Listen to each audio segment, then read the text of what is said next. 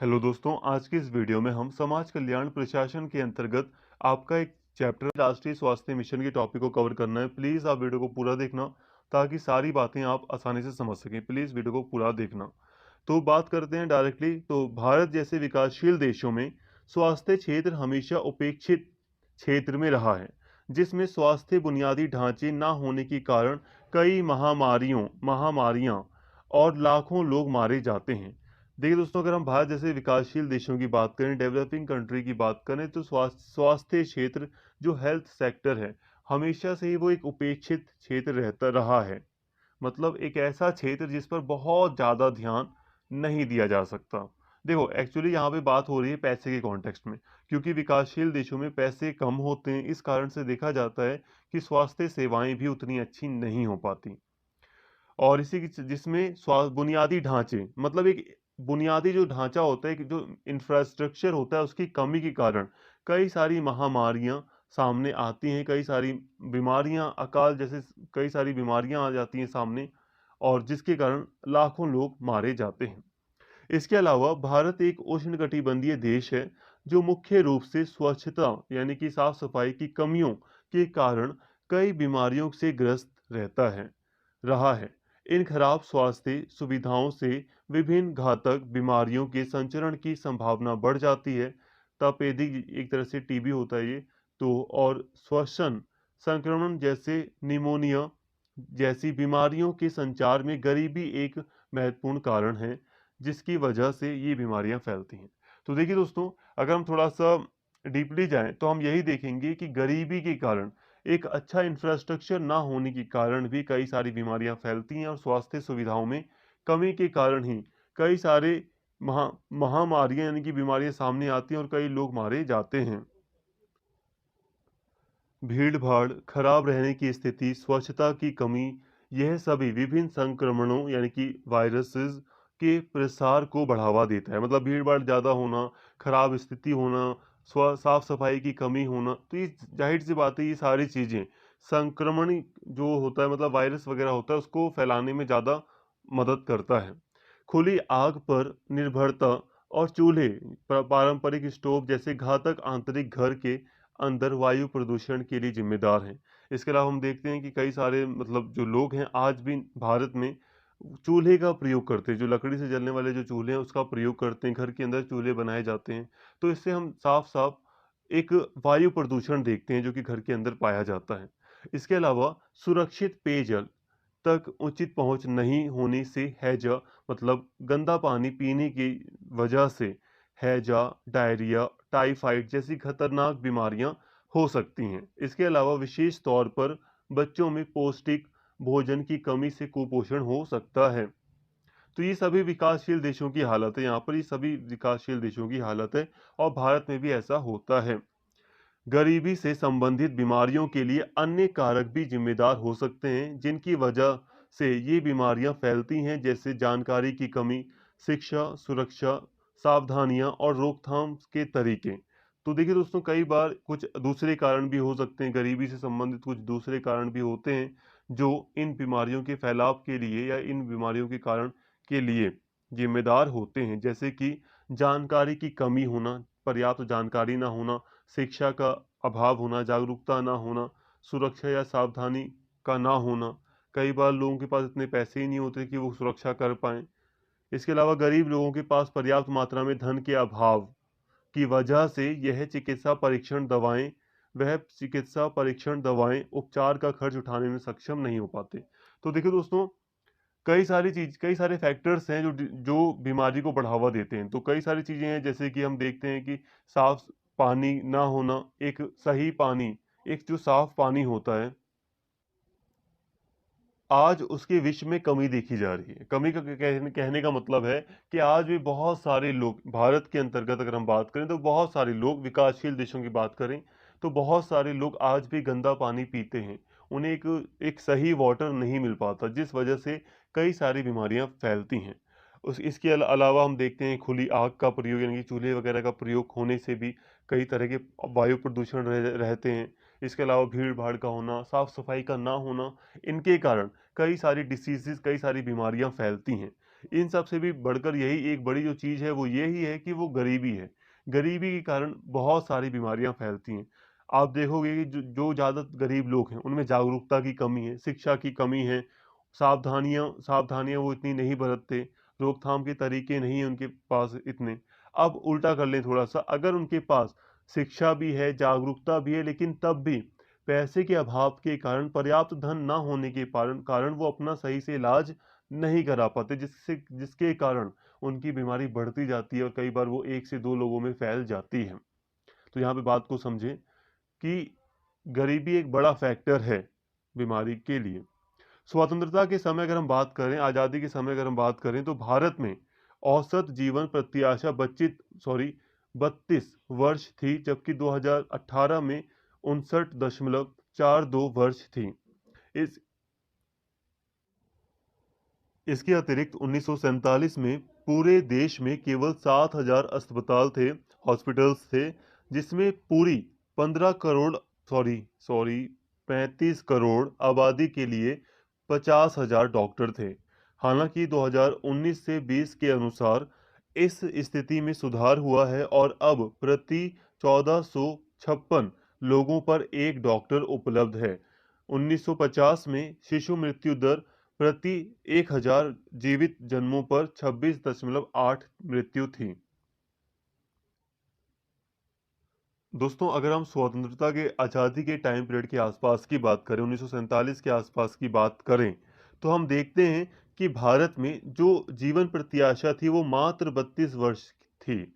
कहने का मतलब है, जैसे कि आप कहते हो या हम कहते हैं कि एक व्यक्ति की नॉर्मल आयु 80 वर्ष होती है लगभग। एक कोई कोई व्यक्ति है जो 100 वर्ष, कोई व्यक्ति 100 वर्ष की आयु तक जीता है, कोई व्यक्ति उससे भी ज़्यादा जीता है, उसका जीवन काल उससे भी लंबा हो जाता है। लेकिन यहाँ पर आप इसी को चीज़ को समझिए, जीवन प्रत्याशा का मतलब यही है कि एक व्यक्ति कितना जीता है। तो भारत में जो औसत जीवन प्रत्याशा थी वो 32 वर्ष थी। मतलब ये कि भारत में एक व्यक्ति केवल 32 वर्ष तक ही जिंदा रहता था। उसका जो जीवन काल था वो 32 वर्ष तक ही था। देखो दोस्तों, यहाँ पे ये औसत है। औसत का मतलब ये है कि मान लो कि कोई व्यक्ति 50 वर्ष तक जिंदा रहता था भारत में, लेकिन ऐसा भी था कि कोई व्यक्ति मात्र 15 वर्ष ही जिंदा रहता था, मात्र 5 ही वर्ष जिंदा रहता था। मतलब ये कि जो जीवन प्रत्याशा है, जो जीवन काल था, वो बहुत ही कम था अगर हम स्वतंत्रता के टाइम पर देखें तो। लेकिन हाँ, इसमें काफी सुधार देखा गया और 2008 में हम देखते हैं कि लगभग एक भारतीय व्यक्ति की जो जीवन प्रत्याशा रही है वो लगभग रही है 70 वर्ष। मतलब एक व्यक्ति लगभग 70 वर्ष तक भारत में औसत जीता है। इसके अलावा हम बात करें, हॉस्पिटल्स की बात करें, तो स्वतंत्रता के टाइम पर इसकी संख्या काफ़ी कम थी, लेकिन हाँ, आज इसकी संख्या में काफ़ी सुधार हो रहा है और प्रति 1456 लोगों पर एक डॉक्टर उपलब्ध है। हालांकि अभी और भी सुधार किया जाना आवश्यक है। इसके अलावा हम देखते हैं, जो 1950 में अगर हम देखें, जो शिशु मृत्यु दर थी वो प्रति हजार जीवित जन्मों पर 26.8 मृत्यु थी। देखिए दोस्तों, 26.8 मृत्यु का मतलब ये है कि 1,000 बच्चों में से 250 लगभग 260 बच्चों की मृत्यु। यहाँ पे ये प्रतिशत है, इसलिए यहाँ पे हम अगर हम 1,000 का प्रतिशत लें, 26% तो वो होता है 260। लगभग 1,000 बच्चे अगर जन्म लेते थे तो उसमें से मतलब 260 लगभग बच्चे मर जाते थे। तो यहाँ पर आप बात को समझिए कि जो शिशु मृत्यु दर था वो बहुत ज़्यादा था। जो नए नए जो बच्चों का जन्म होता था उसमें मृत्यु दर बहुत अधिक थी। स्वतंत्रता के प्रारंभिक वर्षों में, यानी कि स्वतंत्रता के शुरुआती वर्षों में के दौरान राष्ट्रीय आय के प्रतिशत के रूप में स्वास्थ्य संबंधी व्यय 0.42%, सॉरी 42 नहीं, 0.42% था। इसके अलावा भारत में 1986 से पहले कोई स्वास्थ्य बीमा सुविधा नहीं थी। 1986 में भारत सरकार ने मेडिक्लेम शुरू किया। हालांकि तब से स्वास्थ्य देखभाल की लागत भी बढ़ गई है। इलाज की प्रक्रिया की कीमत एक 10,000 रुपये थी, जो अब 50,000 रुपये से अधिक है। अगर हम आज़ादी के मतलब शुरुआती वर्षों को देखें, प्रारंभिक वर्षों को देखें, तो हम देखते हैं कि जो राष्ट्रीय आय थी भारत में उसका केवल 0.42% यानी कि आधे प्रतिशत, एक का जो आधा होता है, 1% का आधा 0.5, इससे भी कम प्रतिशत स्वास्थ्य सेवाओं पर खर्च किया जा रहा था।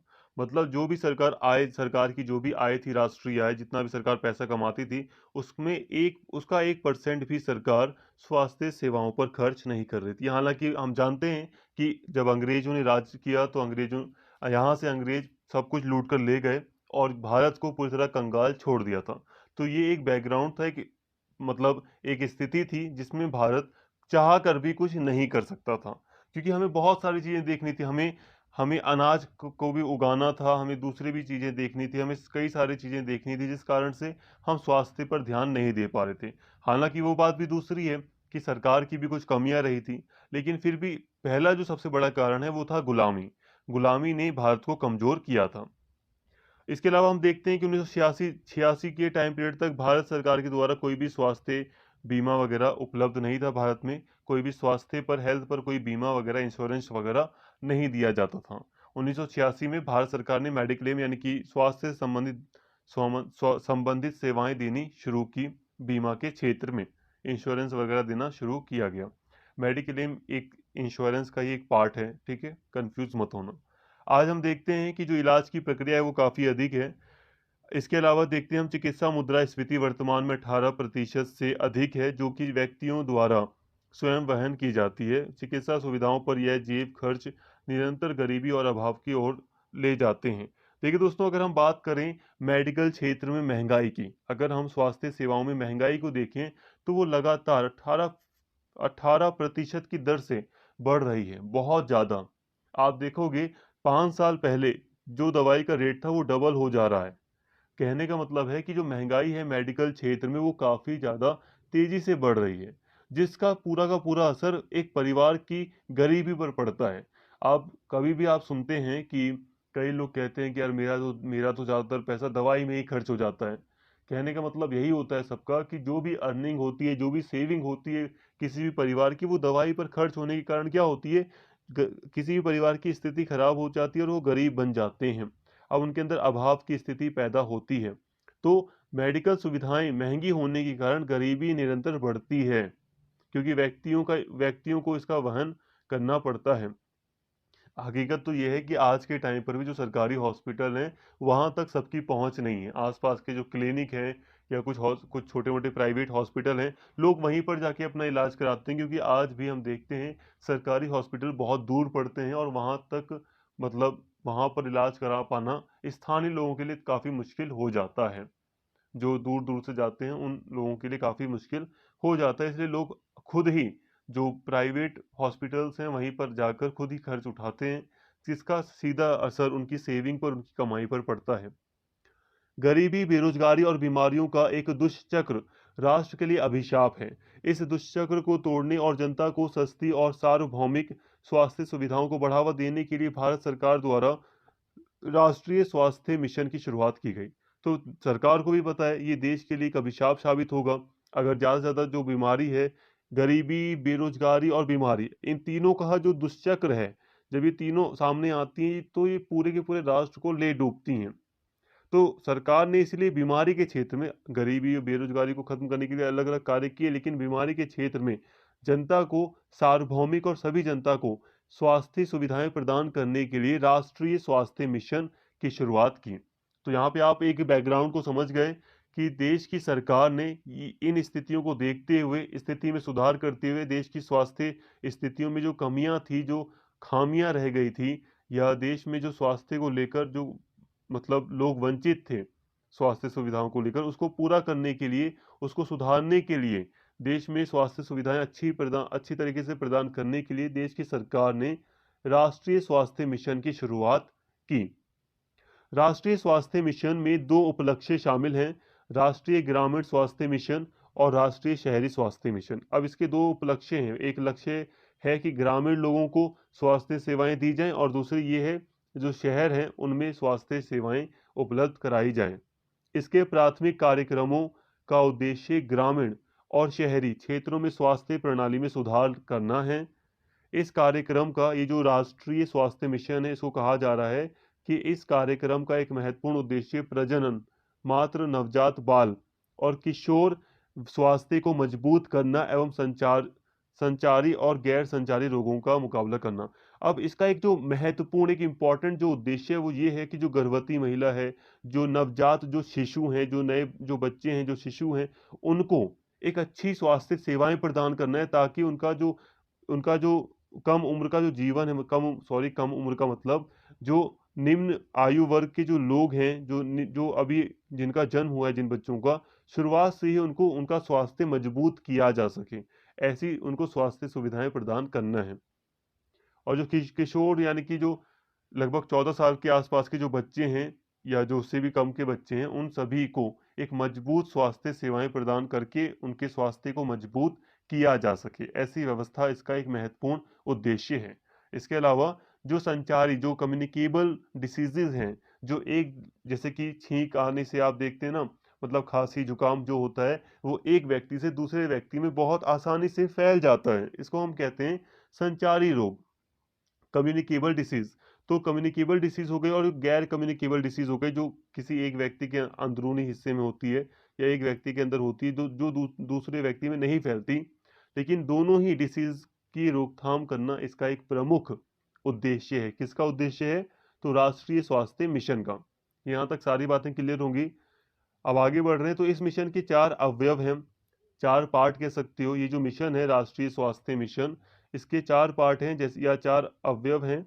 एक है राष्ट्रीय ग्रामीण स्वास्थ्य मिशन, एक है राष्ट्रीय शहरी स्वास्थ्य मिशन, और एक है तृतीयक देखभाल कार्यक्रम, और एक है स्वास्थ्य और चिकित्सा शिक्षा के लिए मानव संसाधन।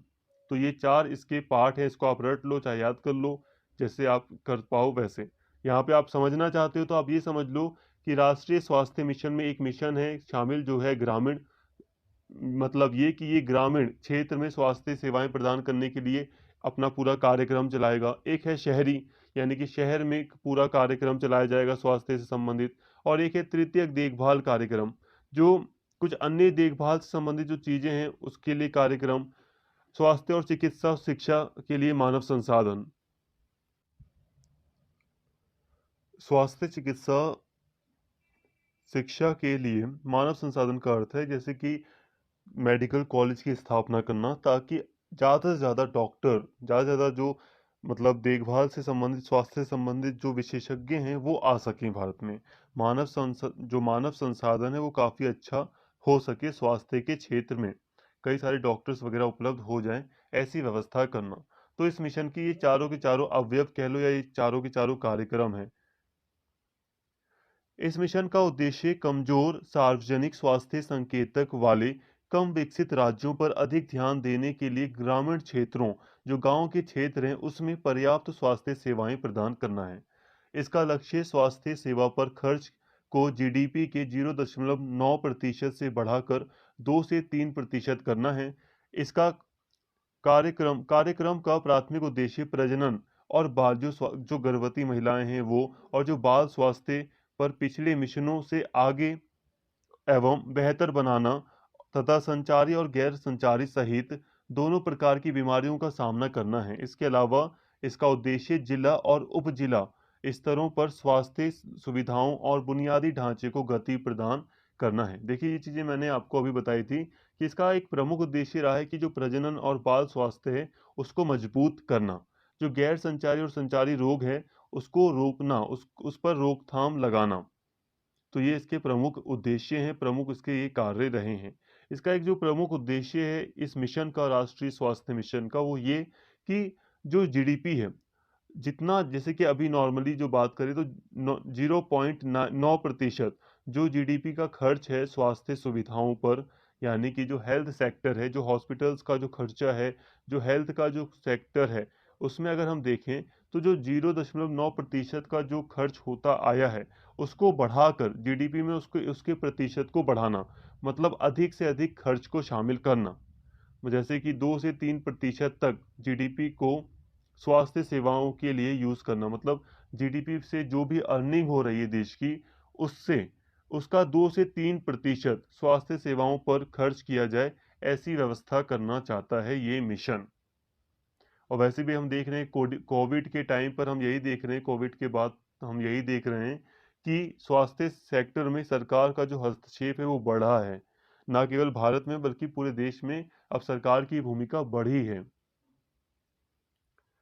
राष्ट्रीय स्वास्थ्य मिशन का मुख्य उद्देश्य कुल प्रजनन दर को 2.1 तक कम करना है। मतलब जो जनसंख्या जो इतनी स्पीड से बढ़ रही है उसको थोड़ा सा कम करना है। दूसरा लक्ष्य शिशु मृत्यु दर को प्रति हजार जीवित जन्मों पर 25 मृत्यु तक लाना और जो कई बार जो गर्भवती महिला है उसकी मृत्यु हो जाती है, तो यहाँ पर वो है मातृ मृत्यु दर को कम करके प्रति हजार जीवित जन्मों पर 1 करना है। देखो, अभी चाहे कितना भी हजार बच्चे जन्म अगर लेते हैं तो चाहे कितने ही व्यक्ति मर मतलब इस मतलब चाहे कितने भी बच्चे मर जाते हैं, कई बार देखते हैं ना कि बच्चे का जन्म होने पर भी कुछ बच्चे मर जाते हैं, तो यहाँ पे वही है कि प्रति हजार जो जीवित जन्म होंगे, प्रति हजार जो जीवित जीवित जन्म होंगे उन पर 25 मृत्यु से ज़्यादा ना हो। मतलब यह है कि यहाँ पर हजार बच्चे अगर जन्म लेते हैं तो सरकार की कोशिश है, ये जो राष्ट्रीय स्वास्थ्य मिशन है इसकी कोशिश यही है कि सभी बच्चे स्वस्थ रहें, मतलब उनको मतलब उनकी मृत्यु ना हो। लेकिन फिर भी ये जो आंकड़ा है उस जो मृत्यु का जो जो भी आंकड़ा है वो यहाँ पर नहीं दर्शाया गया, लेकिन जो भी आंकड़ा है उसको कम करके 25 तक लाना है और 25 से कम हो तो ये भी अच्छा है। और जो मातृ मृत्यु दर है उसको कम करके 1 प्रति हजार जो महिलाएं हैं, जो मातृ मृत्यु दर है प्रति हजार जो जीवित जन्म होने के बाद एक ला उसको 1 करना है। मतलब कई बार गर्भवती महिला की जो मृत्यु हो जाती है तो उसमें प्रति हजार पर उसको 1 तक लाना है। 1 से कम हो जाए, 0 हो जाए तो और अच्छा है, लेकिन जो आंकड़ा है उसका एक टारगेट रखते हुए यहाँ पे ये संख्या इंडिकेट की गई है। इस कार्यक्रम के माध्यम से सरकार का लक्ष्य मलेरिया संक्रमण के मामलों को प्रति हजार जनसंख्या पर से कम करना, तपेदिक के मामलों को आधा करना और 15 से 49 वर्ष की आयु वर्ग की महिलाओं में एनीमिया को रोकना है। तो ये इसके उद्देश्य ही समझ में आ ही गए आपको ये सारी चीजें। हालांकि मिशन ने ग्रामीण यानी कि जो गांव का एरिया है और जो शहरी स्वास्थ्य सुविधाओं और बुनियादी ढांचों में उल्लेखनीय बदलाव किए हैं, लेकिन अभी भी लक्ष्यों को पूरा करने और एवं वास्तविक परिणामों से ये दूर रहा है। देखिए दोस्तों, अगर हम बात करें मिशन की तो इसने काफ़ी कोशिश मतलब प्रयास किए हैं ग्रामीण और शहरी स्वास्थ्य क्षेत्रों में स्वास्थ्य सेवाएं उपलब्ध कराने में इसने काफ़ी प्रयास किए हैं, लेकिन फिर भी अभी भी ये अपने लक्ष्यों को पूरा करने में और वास्तविक जो इसके परिणाम थे, होने चाहिए थे जो परिणाम इसके, उससे ये अभी भी दूर है। 2008 से 9 और 2019 से 10 के भीतर, मतलब ये जो 10-11 साल का ये जो टाइम पीरियड है, इसके बीच की अगर हम बात करें तो इसके भीतर भारत का सार्वजनिक स्वास्थ्य व्यय सकल घरेलू उत्पाद का 1.2 और से 1.6% तक ही रहा है। आर्थिक सर्वेक्षण वर्ष द्वारा व्यय को जीडीपी के 2.5 से 3% तक बढ़ाने की सलाह दी गई है। देखिए दोस्तों, जो टारगेट रखा गया था कि 2 से 3 जीडीपी का, मान लो जीडीपी के थ्रू जो भी अर्निंग सरकार की होती है या जो जीडीपी है वो दर्शाती है कि एक देश में कितना ज़्यादा प्रोडक्ट आ रहा है, कितना ज़्यादा सेलिंग हो रही है, कितना ज़्यादा पैसा है, ये दर्शाता है जीडीपी। ठीक है, इसे अब डिटेल में नहीं समझेंगे हम, लेकिन जो जीडीपी है पूरे देश की उसका 2 से 3% लक्ष्य रहा था कि 2 से 3% स्वास्थ्य पर खर्च होना चाहिए, लेकिन अभी तक उस आंकड़े पर नहीं, उस लक्ष्य को पूरा नहीं किया जा सका। अभी भी 2 से कम के अंदर है ये, 2 से भी कम प्रतिशत स्वास्थ्य सेवाओं पर खर्च हो रहा है। इस प्रकार विशेष रूप से शहरी और ग्रामीण स्वास्थ्य बुनियादी ढांचे और सामान्य रूप से सार्वजनिक स्वास्थ्य में सुधार के लिए सरकार द्वारा कई कदम उठाए जाने की आवश्यकता है। तो अभी भी कई सारी कदम उठाए जाने की आवश्यकता है। इन वांछित परिणामों को प्राप्त करने के लिए तथा वंचित वर्गों की स्थितियों में सुधार करने और गरीब लोगों के जेब से चिकित्सा व्यय के बोझ को कम करने के लिए सरकार ने आयुष्मान भारत नाम का एक सार्वभौमिक स्वास्थ्य कार्यक्रम शुरू किया है।